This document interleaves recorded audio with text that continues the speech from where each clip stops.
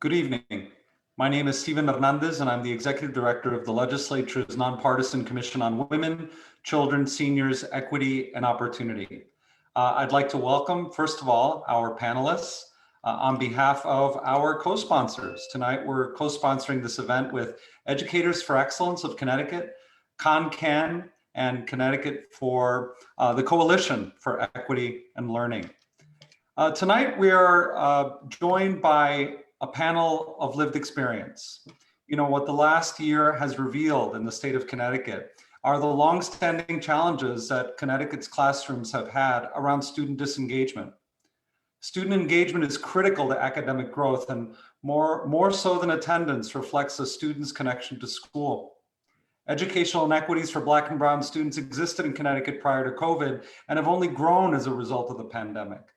In the pursuit of equity and equitable access to an education, we need to mitigate learning loss accrued during the pandemic and commit to accelerating student growth.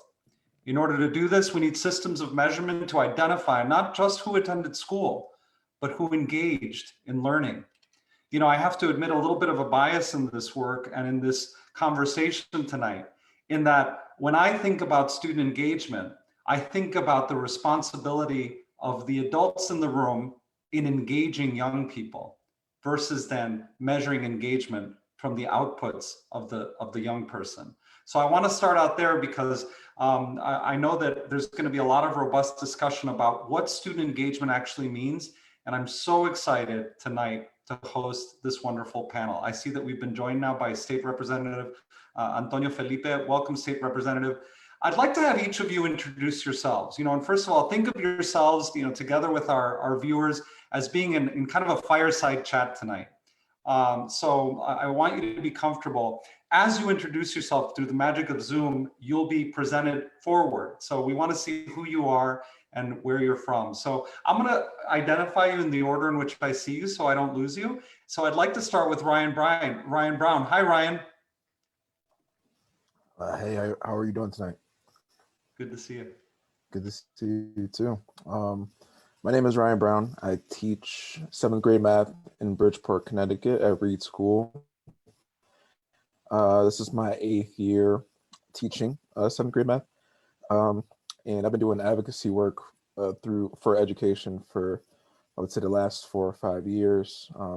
That includes going up to the Capitol, speaking, trying to include language into bills, and doing things like this, where we talk to people about what we think is most important and what we need in order for our classrooms to be effective and equitable.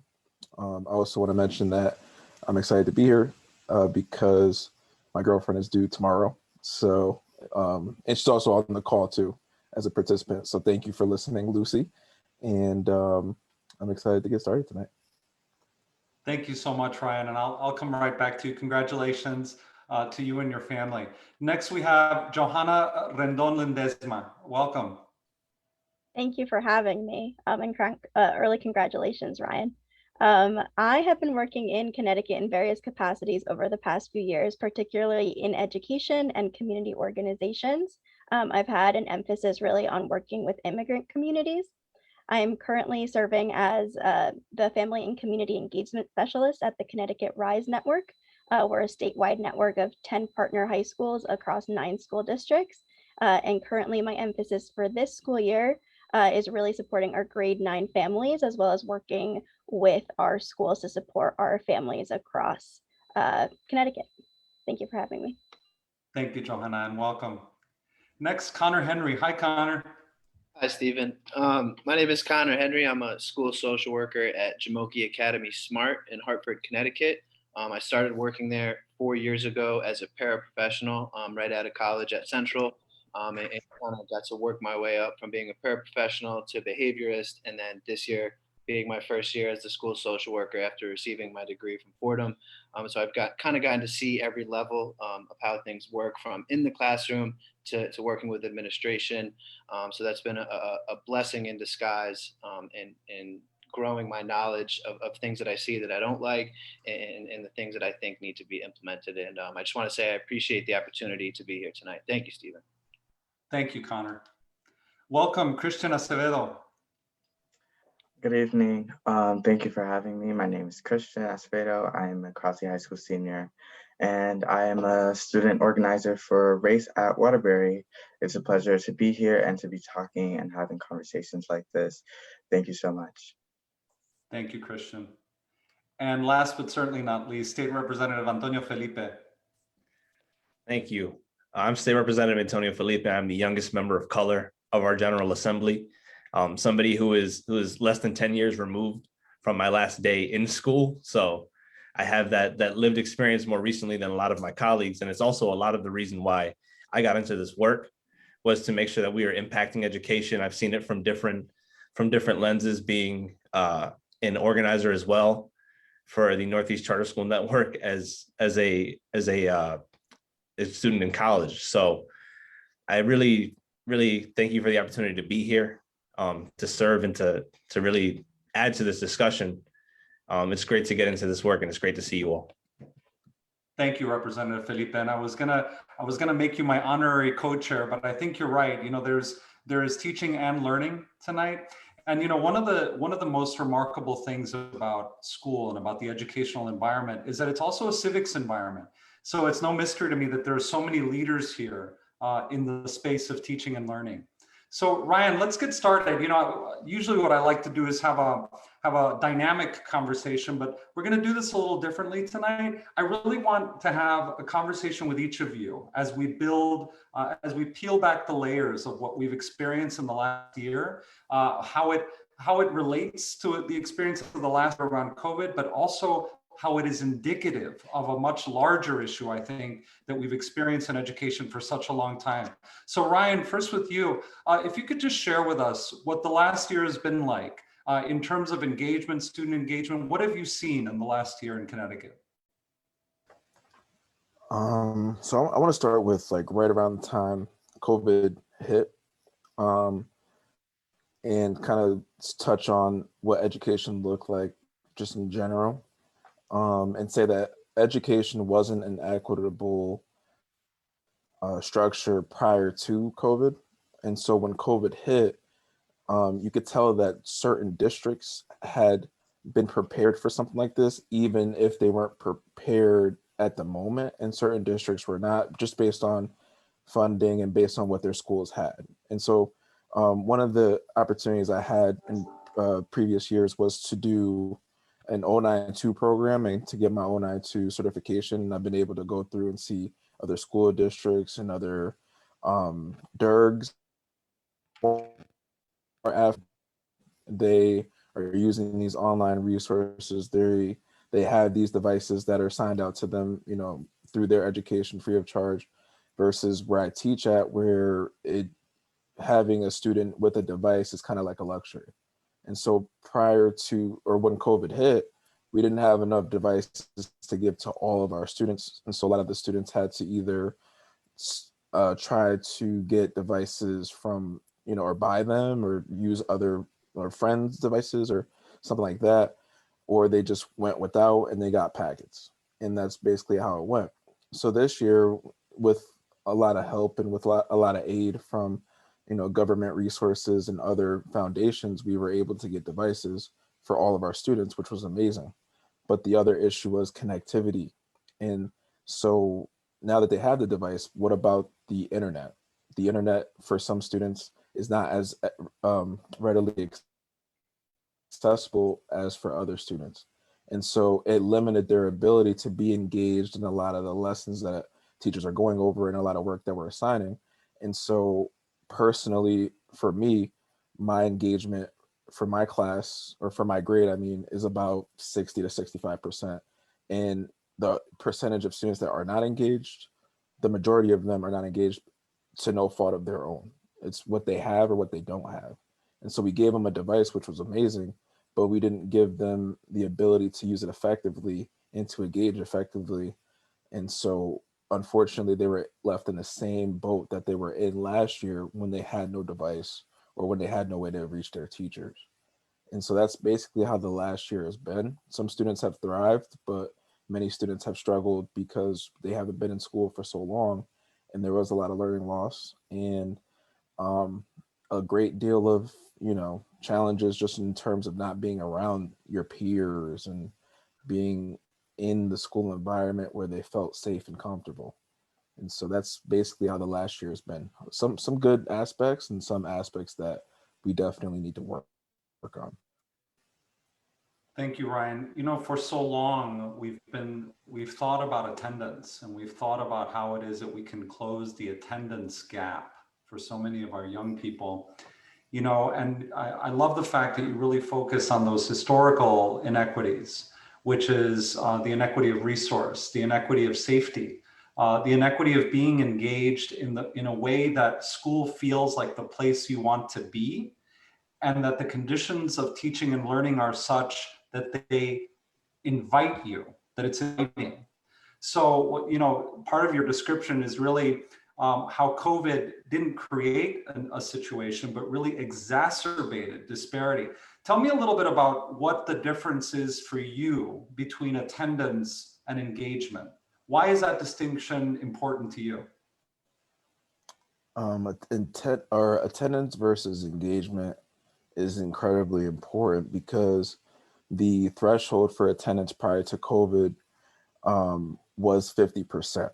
And so if you're in school 50% of the day, then you were considered to be there, although you have missed maybe half of your learning. With COVID and with remote learning or with hybrid learning, it's even easier for students to sort of log on, but then not be there or present.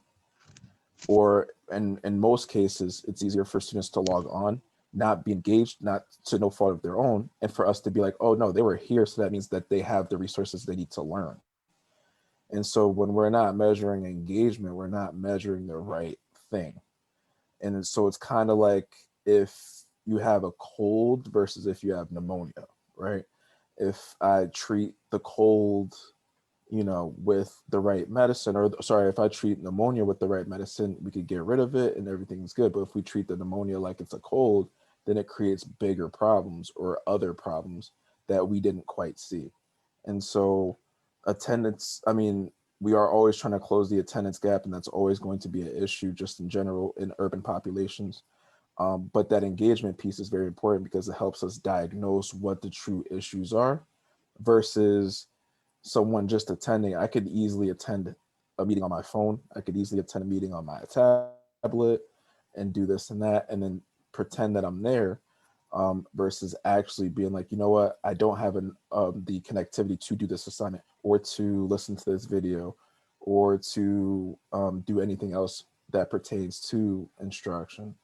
And so it's important for us to diagnose the right thing. Ryan, you remind me that a few years ago, we went through this exercise of trying to figure out how to close what we called achievement gaps. Our kids, there was disparity between Black and brown kids and poor children as well, but the disparity continued for especially Black boys, even when their family economic success was achieved. And we learned something really specific during our exercise in trying to figure out the why of the achievement gap. We learn about the social determinants of academic success: hunger, food insecurity, housing insecurity, all of the different elements that the child brought with them to the school day, and how it is that impacted the school day. It was so critical to our understanding of how we begin to close what we call those opportunity gaps now. And so I really appreciate your perspective as an educator, because for so long we wondered what was wrong with our teachers, what's wrong with our principals, what's wrong with our schools, without understanding really the social determinants of access, equitable access to learning. So thank you for that, Ryan. Christian, I want to turn to you now. We'll be back to you, Ryan, don't you worry. I want to turn to you, Christian, as a student. Tell us about your experience with school during the pandemic, and how it's been for you in trying to engage in learning in the virtual and hybrid models. Thank you for the question. I would say that for me, trying to engage has been extremely difficult. And if I were to be very blunt, usually I don't pay attention in class. I'm usually watching TikToks or on other social media devices and apps. And I just look at the work in Google Classroom, like, okay, this is what we have to do, whatever, just do it. And I'm seeing school more as now just a grade instead of a thing where I actually have to pay attention and actually have to work hard and put in effort. Um, and it's also difficult when certain times you can't access certain websites for school because let's say the teacher wants me to find certain sources because I take a Yukon English class. I can't click those sites because the laptop won't suddenly permit me to, so I would have trouble being able to do certain assignments. Turning in certain work in Google Classroom, sometimes Google Classroom gets glitchy and has certain bugs that needs to be fixed. It becomes difficult turning in work because the app isn't working. So there's many factors I would say that keep me from not being engaged. Um, I personally now see school as a thing where I just show up, look in, go to a Google Meet, say hi to my teacher, and just pretend like I'm there when I'm not really. Christian, thank you for that, and thank you for your honesty, because I think so often, you know, and I listen. I know that the educational environment and the educational attainment during this past year, trying to build it while we're flying it, so to speak, has been really tough for a lot of our schools and a lot of our districts. But you know, there have been little victories that have been claimed along the way, right, by many of our towns. Oh, we were connected. We were able to achieve this level of engagement. We were able to get kids, you know, to connect on the internet and to stay at home and to be safe. Tell me about the experience for you and the experience for not only feeling like you were being brought into the environment, but also wanting to be there. Did you feel like there was enough of an effort by the adults in the room to actually make you want to be in class and learn?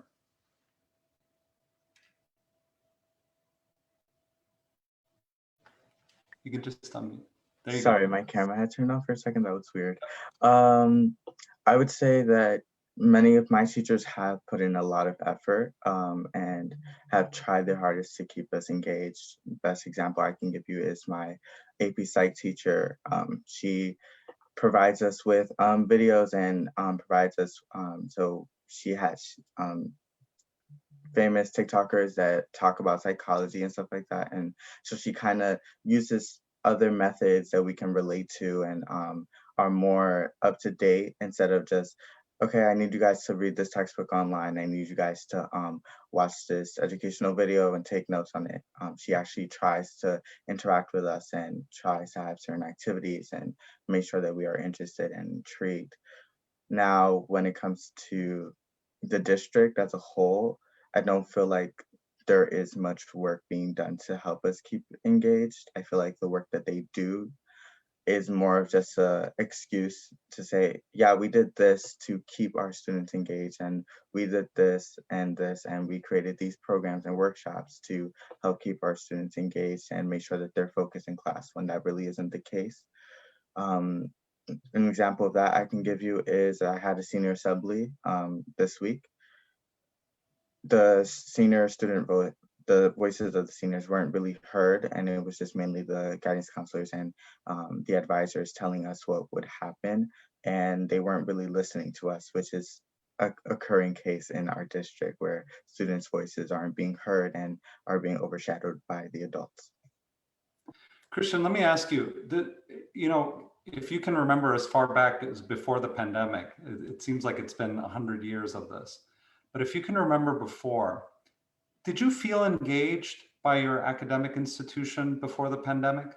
And if so, how? How was it different or how was it similar?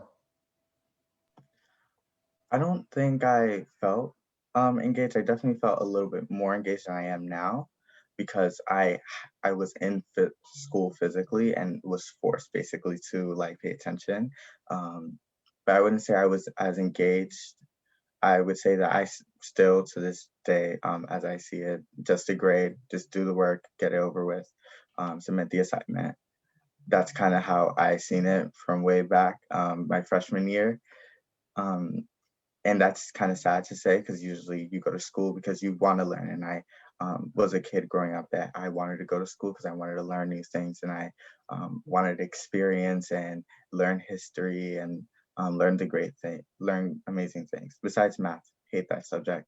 But so what as soon as I entered high school, it almost felt like I was forced, okay, got to do this essay, got to get it done, just get it done, don't worry about it, whatever. And the teachers tried, but I don't feel like they tried their best. And they stuck to, obviously, they have a curriculum to follow, so I can't blame them. But there's also other methods that you could use to almost follow the curriculum, but make sure that your students are engaged and are paying attention. You know, that's so powerful. The difference between engagement and encasement.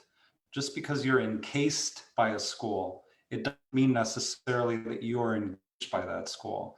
And your experience is a really powerful indicator of that. And I'm going to come back to you in a little bit just to explore that a little further, because, you know, it's really, it's when we talk about returning to normal, and we talk about going back to all of the great ways in which we interacted with each other, we have to keep in mind that that normal is not good for all of our kids. And a new normal has to be improved normal. So thank you for that, Christian, and thank you for your honesty. We'll come back to you. Connor, you know, as a practitioner within a school, around the work of, you know, really resourcing children in a way that accounts for not only their well-being, but also their social, emotional well-being and connectedness, their feeling of belonging. Tell us a little bit about your experience in the last year with the pandemic. So my experience in the last year has been, you know, it's been a whirlwind experience coming from, you know, March. Again, just like, as you said, kind of building it as we go. I can say there's a lot of points where it kind of felt like we were flying by the seat of our pants. And although we had the summer to prepare, it's still a huge shift, right? Because you're going from, you know, fully in person. You have to essentially change all the goalposts, right? And change everything. And as Ryan alluded to before, the 50% engagement in classes, although that was the metric that was introduced, there was a lot of points where that metric didn't feel like a true metric, because again, 50%, what is 50%? You can go to a class, turn your camera off, and you're present, right? That's not engagement. And I know a lot of teachers that do track attendance that say, like, you know, if I do attendance and the kid doesn't say they're here and their camera's off, how can I in good faith say that kid is present, right? So that has been a huge challenge. And another thing that I found when we came back in the building, because my district was doing a hybrid model from the beginning of the year, is I found it, and I do teach like a specials class, so I kind of have that perspective of what it's like to be, not obviously not the full workload of a teacher, but I know what it's like to be in class, and trying to engage scholars.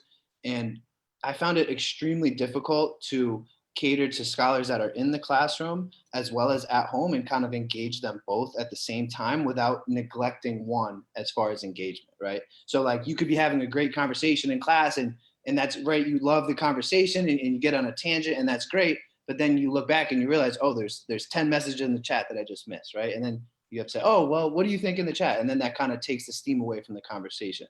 So that's one of the things that I really noticed as a difficulty. And another difficulty that I found was, again, something that Ryan alluded to was, you know, I think people looking from the outside in are like, okay, give them a computer, they can learn from home, and that's good. That is so far from the truth. It's connectivity, right? And what I've also seen is, you know, I'd engage with parents, and you say, oh, your kid is missing some of these classes. You know, what can we do to support you? And the parents are home, right? But they might be working from home. So I had a lot of parents tell me, I can't sit behind my child and make sure that they go to every single class. Like, that's just not something that is maintainable for them. And they were shocked when I would call them. They would say, what, like, I see them, they're on the computer, like, but again, they're not engaging, and they kind of don't know that, right? And what I've also seen is parents talk to me and just say, I feel fatigued, right? Because all the communications being sent from school are via email, text message, Parent Square. There's a lot of different platforms that allow you to communicate with parents. But I have parents telling me that I get 30 messages from the school. How do I disseminate which one is really important? How do I keep up with all these messages, right? They're working, they have things going on. So it's a lot of parents have told me, like, I just get so many communications that it's hard for me to keep up. And also teaching the parents to navigate the platforms such as a Google Classroom, right? Our scholars are extremely smart. They're young people. They know how to use technology, right? And they, in many cases, know how to use technology better than their parents. So, being like a first year social worker, I never thought that I would be teaching like Google Classroom workshop for parents, right? So just kind of teaching them how to navigate that and monitor their children. I think there are some pros to the Google Classroom because it does provide a level of transparency where parents can really get email updates if they are technologically savvy. But I think that's a big thing to assume with all families. And I just think the lack of social interaction. Like I remember walking in on the first day of school when we had some kids in the building, and I'm super excited, love the first day of school. It's usually like this big thing, everyone's so excited, and the affect was it just felt like muted, like like the air had went out of the room, and that concerned me because I'm used to kids super excited to come back, see their friends, and it's just like you walk in a room on the first day of school and it's just like there's no energy, and that's something that really concerns me as far as developmentally speaking when we look at social interactions and learning to socialize and having time with your friends. So those are just just the tip of the iceberg of some of the things that I've encountered over the last year. I'll tell you what, I want to simmer on that point that you just made just a little bit, both with you and perhaps with a couple other of our panelists. This notion of empathy and connection, right? The notion of really ensuring that you are not just accounting for what we're describing as the emergency of learning loss, right? Which is its own beast, its own dynamic, literacy loss, numeracy loss. We know these are going to be important measures for success, not only for the student, but for the teacher. But what about that loss that you just described, which is the critically important developmental dynamic of empathy and connection, the social and emotional skill set that we talk about? And how has that loss impacted young people in the way that you described? I think the impact is immeasurable right now, and I think as time goes on, you're going to see the impact of that in a larger sense. I think the social interaction is a huge, especially I work in a middle school. I mean, I understand school, academic, doing your work, getting your work done, but the social part of that is huge, and even for engagement, right? If you want kids to come in and engage, okay, well, let them engage within their social group, which I know can be difficult at times, but you will get a higher level of engagement because kids want to be around their friends. And developmentally speaking, friends are more important than anyone else in that time of their life. So having that disconnect between friends and certain kids that I work with, that I work on social skills with, like they would make a friend and then that friend that they made is online, right? So I'm trying to set up like virtual meetings for them so they can kind of continue to practice those social skills. So I think the social aspect is so deeply connected to the emotional and the academic outcome that it's impossible to overlook. Johanna, I'm going to come back. Thank you for that, Connor. Johanna, I'm going to come back to you and ask you the same question in a little bit in the context of school, family, and community, because I know that that's a lot of what you do. But Ryan, I want to ask you first, tell me about that injury, the injury to relationships that Connor is describing. How have you experienced it as an educator? I think there's such a there's so many layers to it because obviously students are not around their friends or the people that they feel most comfortable with, and in the way that school was set up for COVID protocol, which was something that we had no choice but to do, they're in their spot all day and they don't have a chance to interact with kids from other classes. They don't have a chance to interact with students in other grades or anything like that. And so they're kind of stuck in their position. It limited the amount of interaction teachers could have with students, because even when students come to school, us as teachers are like, well, we don't want to stand too close to them just in case, because we don't want to have this much distance to be like close to them. And so like now that relationship between teacher and student is kind of struggling a little bit, because whereas now we could do that one-on-one help, we could do the group work, we could do like small group instruction centers, this and that, all that's gone. And so all those students are coming in person and they're able to interact with the teacher face to face. The amount of face-to-face interaction they could actually do is limited because of COVID. And so there were so many things that were stunted in terms of relationship growth between peer-to-peer, but also teacher to student, that you could notice pretty quickly. And so students are kind of put in this position where if they could persevere through that loss, then they are successful. But if they can't, then there's not much we could do right now, because one, we're afraid of catching COVID, or two, because we can't do things like switch classes too much, or like switch seats around too much, or have, students too close.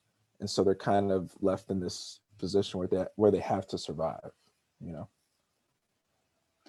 Christian, there's been a lot of fear in the last year, right?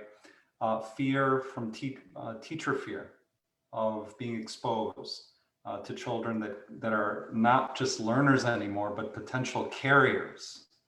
Student fear of what's going to happen tomorrow. Are we going to have enough to eat? Is our family going to survive this? Are my grandparents going to get sick, right? Family fear. What are our children going to be exposed to? When is this going to end? How are we going to make ends meet, right?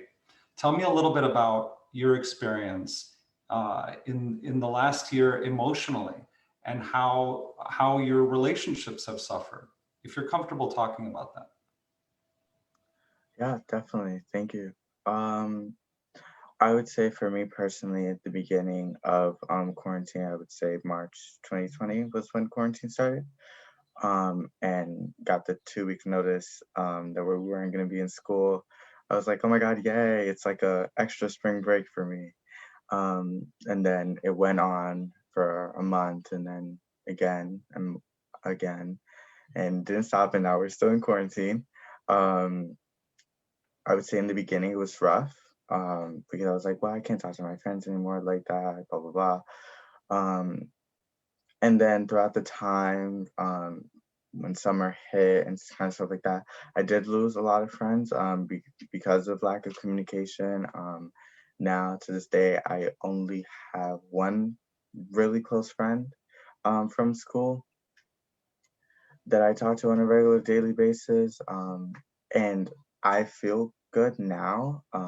Before, like if it was old Christian, I would probably be upset about that, because I'm like a very social person, and not having that connection with people would have messed with me. But now I would say that the negatives to it is that I've developed more social anxiety, where I tried stepping into like the building one day to get a calculator for my statistics class. And I got really anxious because I thought I seen someone that I knew and that I spoke to in the past, and had to call that one friend and be like, hey, listen, I'm having a panic attack. Like, can you help me out? So I would say it's kind of ruined my way of communicating with people, because now I'm kind of like more anxious, like, well, could this person have the virus? Or I used to be friends with this person. This person probably doesn't like me because I stopped talking to them as much. And like a whole million thoughts running through my head when I see people my age. So it's really nerve-wracking, I would say. I would say I ultimately got numb with the fear of COVID, and aren't scared as much, and more of just like, well, if you catch it, well, what were you doing that you catched it? Kind of like my mindset. And that's kind of where I'm at now. Christian, thank you so much for sharing that. That is, I know for a fact that you're not alone, that your experience is indicative of what a lot of our young people are going through and have gone through in the last year. And I think what you're seeing with us adults in the room is a real sense of urgency about how it is that we can help each other not only be resilient through this experience, but also grow from the experience as well. And what I am hearing in you is evidence of that growth. And I appreciate your honesty in sharing the pain of the experience as well. Johanna, you've been on the front lines with school, family, and community. Tell us about your work and what you've seen. Yeah, definitely. So I think reiterating kind of Christian's experience of the difficulty that comes with being behind a screen and not necessarily being able to be in the school a lot of the time, and thinking about those experiences, especially for our Black and Brown students, I think it's important to remember kind of why our students have been disengaged.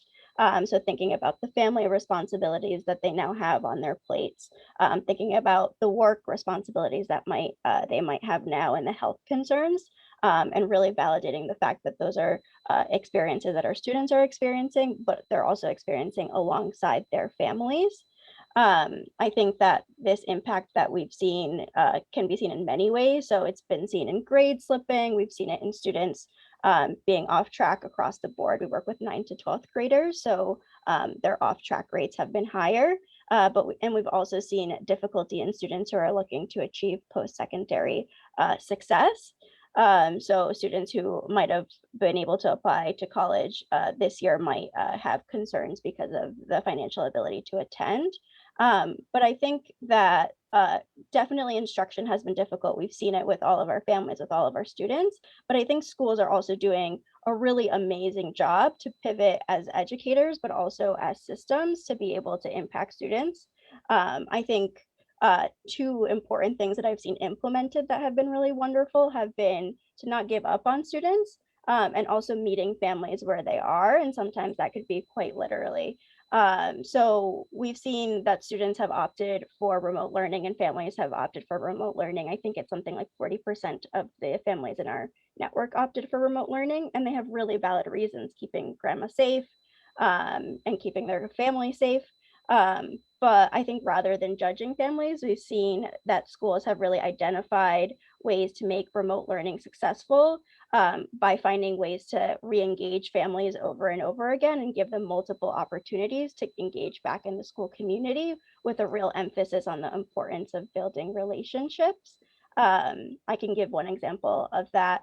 We work with two schools in Meriden, Maloney and Platt High School, and they had been seeing that their students who were disengaged and remote learners were having some difficulty making it to the end of the quarter. So they created a Get It Done Saturday program at the end of the quarter to bring in the remote learners in a way that they felt comfortable, to work with educators, work with their school team so that they could get their work done. But they were really intentional about the way that they did it. It wasn't just like an open invitation. They had their team making phone calls to parents, addressing their concerns about safety, and getting those students to kind of have that human touch throughout that day, so that even if they were remote learners, they kind of still had that school experience, even if it was for a small bit of time. Thank you so much, Johanna. And for our viewers on Facebook Live, I want to encourage you, we are watching the feed. I want to encourage you to submit questions as you have them. I also want to thank our participants who are listening together with us, who have joined us tonight. I want to acknowledge Leticia Colon de Mejias, who's one of the members of our board, and she's concerned with the lack of human communication in schools.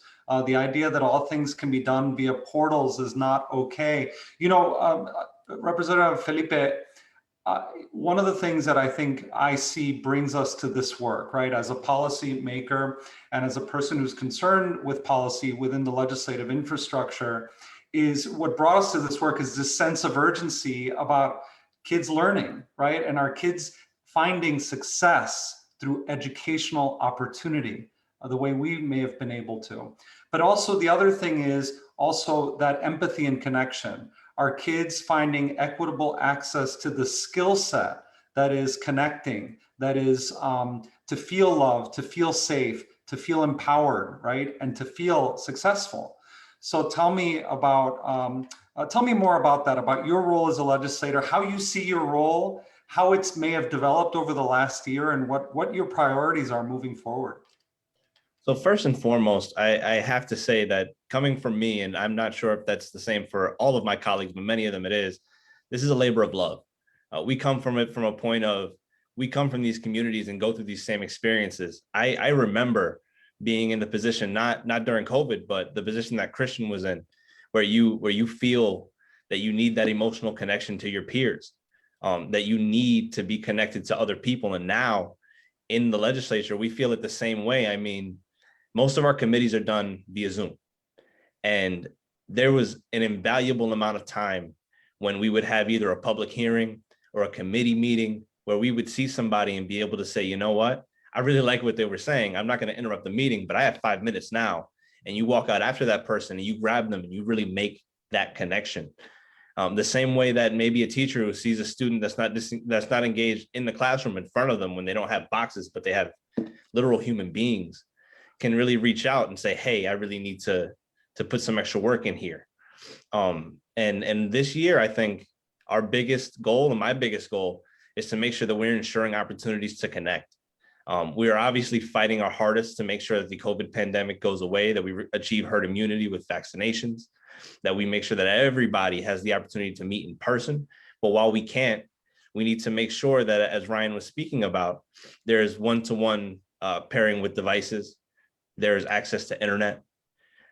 There are ways to fund our educational systems so that they can also have some after school programs. Maybe Ryan's noticing certain children are not as engaged, but the Board of Ed goes, you know what?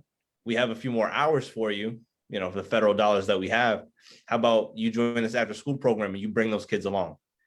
There's so many opportunities that we can provide. And I think this year is all about protecting what we have in terms of opportunities, but also making sure that in this new world, we are providing as many as we possibly can. Representative Felipe, thank you so much for reminding us that the work of legislating is a human business. And I would posit that the work of teaching and learning is also a human business. And so often we get wrapped up in the work that we do, whether in teaching and learning or in policy making, on the elements, right, of data or percentages or elements, curriculum. We focus on everything but the humans in the room, which are the most important component of both the conditions of teaching and learning, but also making good policy. So, let's pretend, because I believe it might be the case, that there are policymakers listening right now, right? And I'd love to hear from each of you, and I'm going to start with Ryan. I'd love to hear from you. If you were helping with a definition of engagement, what would you advise needs to be a critical element of that definition from your perspective?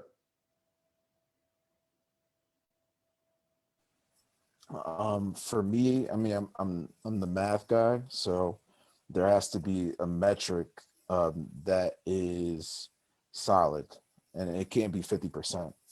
And so for the definition for me, it would have to be 75% or above in terms of measuring engagement, but also measuring it in a way where it's learned experiences and word completion and actually that interaction, not just showing up. And so, like we stated before, there's the attendance piece, but then there's also the piece where you actually have to interact, even if like you have students who may not understand what's going on or may struggle with a certain lesson. There's that piece where you're having the conversation with them, or you're working with a group of students, maybe in a breakout room here or there, where you could say, yep, no, I engaged with them. They were engaged, they were learning, they were listening. And so they were definitely counted for today. But for me, the piece would be the percentage. That would be the most important part for me. Presence is not engagement, right? And just because you're there It doesn't mean that you're actually learning or that you're relating. You know, you also remind us that that moment between teacher and student is a relationship. And it's a relationship that really needs to be supported. This was the case before COVID, but it's been made so clear during this pandemic that it's the relationship between the teacher and the learner, between the learner and their peers, between teachers and their bosses, right? The leaders in the educational environment, and also the experts that are in the space helping with the school day. It's about relationships. Connor, what would be a critical element for you? I think a critical element for me, and just hearing Christian kind of talk about, school even prior to the pandemic was a very much like go in, do the assignment, get the grade, keep it moving, right? There's no real investment from the student in what they're learning and how there are real life implications and practical knowledge that they're learning, right? So when I hear a student say that, that raises a big red flag for me. And I think part of any legislation, if we're talking, because like we said, these issues are not just pandemic based, these are pre-pandemic things. So when I think of a legislation or a piece of legislation, I would like to see some real looking into of the curriculum, right? Is the curriculum engaging the students? Do they want to be there, right? And I understand that you're going to have outliers, but to have a majority of, and that means engaging with the students. And what would you like to see included in this curriculum? Because it's for them. They are the primary stakeholder in that discussion. So I think to engage them and really evaluate the curriculum and what is being taught and how it relates to them and what they're going through and how they can grow through school and look at school as a place like, wow, I'm really learning real life things that I'm going to use in the future. So I think that's something that would be a very key component. Thank you, Connor. Christian, I am going to come back to you in a little bit because I'm going to ask you the same question in a slightly different way. But Johanna, if you were helping with the definition of engagement, what's an element that would be critical for you? Yeah, definitely. I wanted to build on Ryan's point about the metric attached to it. I think it's really important that when we're looking to measure engagement, we also take into account kind of what those next steps are going to be once that is defined and kind of what actionable steps we can take as a community to use that to build up our students and build up our families. Thank you, Johanna. That is so critically important. I think you hit it right on the head. So often we measure, we collect information, but we don't do anything with it. And that doing something with it is so critically important to build trust with the community that you work with. If all you're doing is collecting the data on how miserable a situation is or how detached we are from the conditions of teaching and learning, but not helping, then we lose the trust of the very people of whom we ask the questions to begin with. So thank you for that, Johanna. Critically important as we think about implementation once we define this key term. Christian, I want to ask you the same question in a slightly different way. I want you to imagine, whether it's pre-COVID or during COVID, you can choose. I want you to imagine a school day where you feel engaged, where you feel connected, where you feel like you want to be there. Describe to me what that day would look like for you.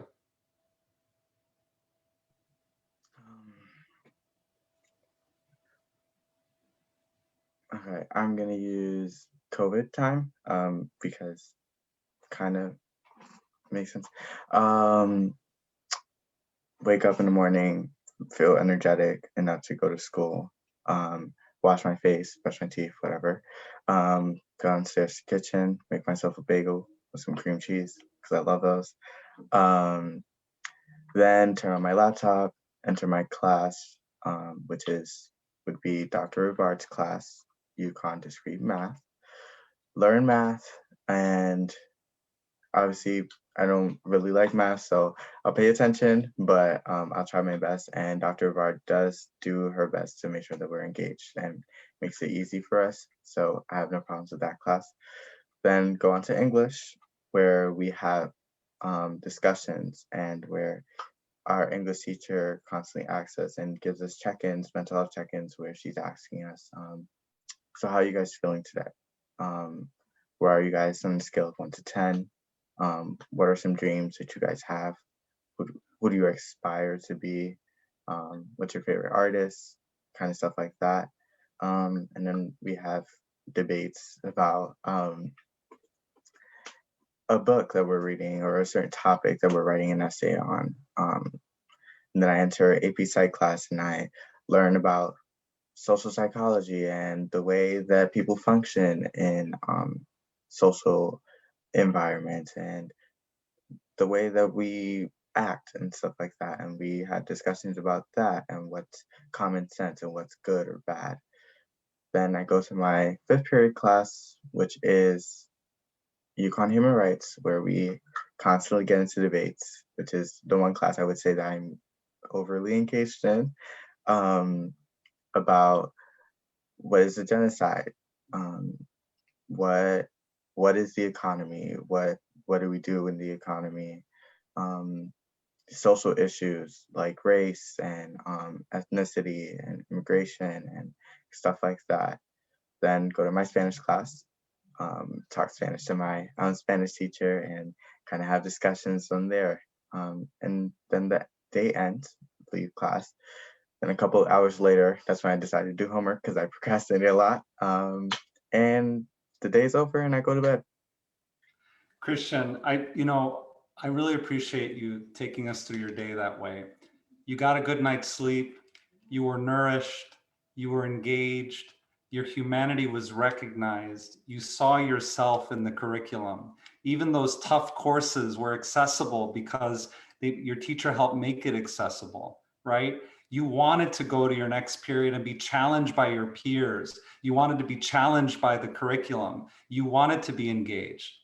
And what you described is what every single child in the state of Connecticut deserves: food security, access, empathy, connection. All of the things that you described in your perfect day is what every child in the state should have access to. So thank you for that, Christian. I hope people are listening and I hope people heard your day, because that's the day that I think we should be reaching for when we come out of this in the better normal. So thank you, Christian. I really appreciate that. Representative Felipe, I'm going to come back to you and put you on the spot because Christian just pretty much outlined our job. Absolutely. I think a big thing that he talked about was one of his classes, he has open debate. And for me, that really goes to the connection point, right? Because you can't teach that to a row of cardboard faces. You have to teach that to a person, because that person is going to engage in debate. They're going to engage in discussion. And I think that kind of engagement is something that we should shoot for. Obviously, this year, I've been very wrapped up in a lot of discussion around education funding. I am the chair of the Appropriations Subcommittee on Education. But to get to what I think is a equitable funding, equitable place for funding is only the beginning, because then that's when we start to really enact policy that has to do with, as kind of talked about, curriculum and getting into how children learn and how they're engaged. Right now, I think we're kind of scratching the surface on where we need to go, but we really need to get a lot of the educators that are in our General Assembly and the folks who are dedicated to education to really look at what we do in terms of curriculum and how children learn, rather than only the resources that are necessary for it. Thank you, Representative Felipe, and thank you for highlighting the fact that throwing money at a problem is not enough. Yes, resources are the beginning, but that strategy that Johanna described, right? Meeting the need where it is, meeting our young people where they are, and actually perhaps changing the very institution itself to really wrap itself around the developmental and intellectual and emotional needs of our young people. That's the way we're going to find success. Thank you, Representative, for saying that, and thank you for your leadership in that work. As we start coming to a close, I want to give each of you a moment to really to leave us to leave each other, but to leave the listener with really what we should be thinking about as we move into thinking about engagement, improving engagement, engagement as an action verb, not as an outcome experienced in the eyes of a child. So I'm going to start with Johanna. Could you please leave us with your impressions, final impressions? Yeah, definitely. I think it's important to kind of think about celebrate the successes that we've had this year, because I think it's been a really difficult year. So as we celebrate the successes, also reflect on kind of what we could do better so that we can take this experience and move forward this summer and the upcoming fall, so that we remember that engagement isn't an issue only for COVID, kind of reiterating that point, that it is something that we have been facing for a really long time. And what can we do to support every single student and every single family so that they can see success throughout their schooling experience? Thank you, Johanna. Connor. I think just kind of building off what Johanna was saying, I think, although it's been extremely difficult and unprecedented times, we may not be sitting here having this conversation if it's not for the pandemic. So, just kind of a silver lining in everything is, when we talk about engagement, if kids weren't learning from home, would this be a conversation, right? So really getting the opportunity to start to discuss some of these issues and see how they date back prior to the pandemic, and moving forward, how we can kind of create, a hybrid system where the technology is an aspect, but it's not fully dependent on, and kind of, like you said, reimagining how we look at education and the curriculum. I think we have just a lot of great opportunities moving forward. Thank you, Connor. Same question for you, Christian. For me, I would say I've noticed a lot of students like the hybrid model, so kind of give that as a permanent option for some students that feel more comfortable going to online school because they are being bullied or because of other external issues that they have. And promote having discussions with students, whether they may be about economics or society or any topic in general. Promote having those discussions with students, and we have to change the curriculum in order to do that, and do so. Promote teachers teaching relatable content to students and not just dead people on history books that don't really relate to our current situations. And just make sure that you're also paying attention to not just the students' well-being, but also the teachers' well-being, and promoting a healthy and safe environment for everyone, and bringing more mental health awareness to students, and making sure that they feel comfortable in their school environments, whether it's online or whether it's physically. Thank you, Christian, and thank you for lifting up the concept of every face. We talk about that in social and emotional skills building. We talk about how every face in the school is important. So thank you for raising that up. Ryan. So just wanted to say that I appreciate hearing from the other panelists as well, because I learned a lot from everyone else.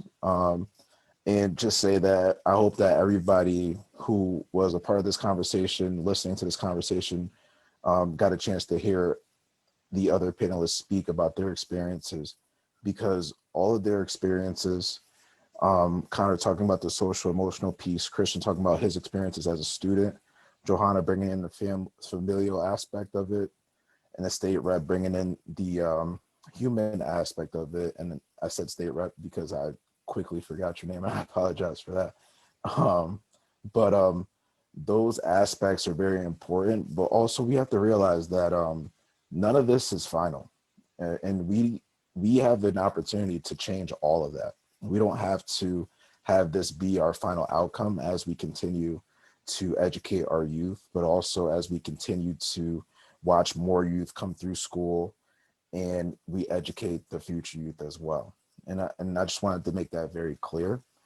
In order to do that, though, we need some really adequate and advanced preparation. We need to center student and family educator voices. We need to make a plan that is going to address learning loss for our learners. We need to make a plan that's going to address the disengagement, to address the opportunity gap. And there's so many things that I'm listing, but all of these things are possible to do if we come together and do that. And so what I want to say is that there is a House Bill 6556, and it's an act addressing issues created by the COVID-19 pandemic on public education in Connecticut. And it would require the State Department of Education to define student engagement so that we could measure it and actually make decisions based off of what our findings are, just like Johanna said earlier. And so we need that remedy through the legislative system. And we need to make sure that we're promoting that high quality education so that our curriculum could change, like Christian mentioned, and we could increase that engagement for all of our students. So all the participants that are here, first off, thank you all for coming. And there is a link that will be dropped into the chat. And what I want you all to do is to take 2 minutes and write to your legislators. Even if you don't know who your legislators are locally, there will be a system where we could figure that out. But what I want you to do is write to your legislators and express your support for the bill, HB 6556, not only the bill itself, but the addition of student engagement as a measurement piece so that we could remedy some of the issues that we've been facing even prior to the pandemic. And thank you all for, of course, coming and for your time. Thank you so much, Ryan. You know, oftentimes in this work, we say, if only there was a bill, right? Or if we could write a law. And thanks for reminding us that there actually is policy moving through the Connecticut State legislative process that would help us move the needle a little bit on firstly, our understanding of what true engagement means, but secondly, the strategies that we can use to improve engagement. And again, when I say engagement, it's all hands on deck. It's not just the kids showing up, it's all the work that all of you do in ensuring that when the child does show up, it's meaningful and that the lessons are lasting and relevant. Representative Felipe, I'm gonna put you on the spot a little bit because it sounds like leaders in the state have been given a charge today through each of these perspectives. You know, we've learned a lot in the last year. Where do you go from here through your leadership? From here, what we do is, first of all, support 6556. Ryan, you have my full support. I think it's critically important that we push this bill, our social emotional learning bill, and things like it to make sure that coming out of this pandemic, first of all, we're dealing with the disparities we're facing right now, but we're also dealing with the ones that we've been facing for decades, if not centuries. So where we go from here is as I said before, this is a labor of love. And it's love for the community, and you are all part of the community. So it's to engage in these discussions with you. That's how a bill becomes a law. We get the bill ideas from you guys, you know, whether it's an organization you're working with, whether it's you yourself having a great idea about where we go in the future of education. And I really am looking to you as leaders, panelists, and anybody else who's on this call that is involved in the educational system. Where we go from here is we all work together and we get it done step by step, whether it's supporting legislation that we already have or crafting new legislation to make sure that we are addressing every issue top to bottom. And the way that we do that is connecting with you, those who are experiencing it every day. As I said, I am the most recent of I have the most recent school experience of any elected official in the state legislature. However, that was 7 years ago. So you guys are dealing with it now. I never dealt with it during COVID, and your voices are the most important in this conversation. Thank you so much, Representative Felipe, for your leadership. And on behalf of our viewers and on behalf of our participants, I just really want to thank our panelists tonight. You know, Johanna, Connor, Christian, and Ryan, there is a serenity in your presentation, but a real sense of urgency in what you're saying and a real sense of urgency and purpose in the work that you do. And I really want to thank you for that. I want to thank you for that urgency, for the work that you've done over the past year to ensure that we meet our young people and our families where they are, but most importantly for the work that I know that you will continue to do. This sense of urgency that you have exhibited tonight in this conversation is that sense of urgency that I think we will all need to take with us into our new normal, our better normal, hopefully. And part of that is not only ensuring that our educational institutions are engaging of our young people, but that all of our institutions are engaging of our families and our communities, which are such a critical component to the future of the state. So I want to thank you again. And for all of our viewers, thank you for joining us tonight. Have a wonderful night.